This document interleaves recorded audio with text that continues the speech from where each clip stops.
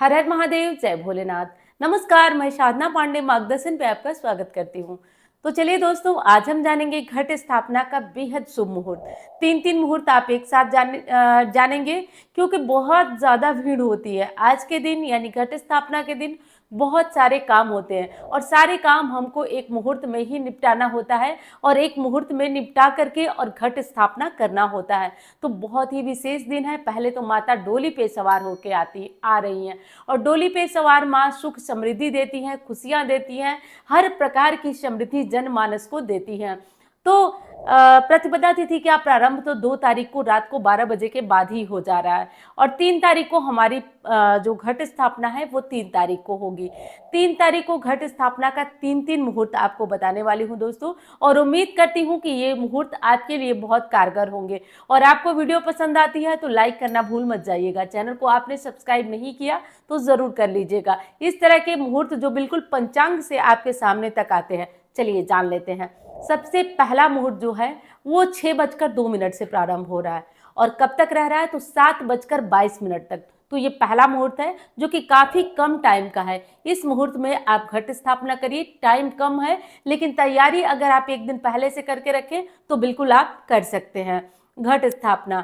और चलिए अब दूसरे मुहूर्त की बात कर लेते हैं। तो दूसरा मुहूर्त है दोस्तों 11:46 से 12:22 तक। ये दूसरा शुभ मुहूर्त है। इस मुहूर्त में भी आप घट स्थापना कर सकते हैं।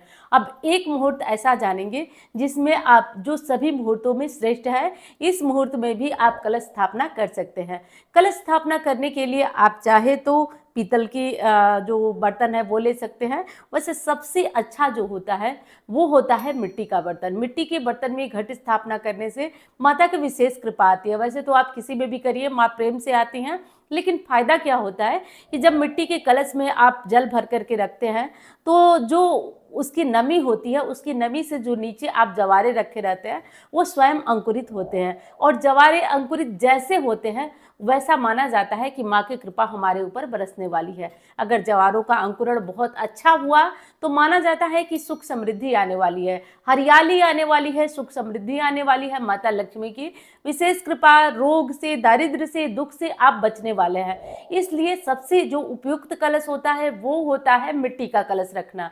तो मिट्टी का कलश अगर आप रखते हैं तो अति उत्तम है, और नहीं रख पाते हैं कोई बात नहीं, आप तांबे पीतल का रख दीजिए।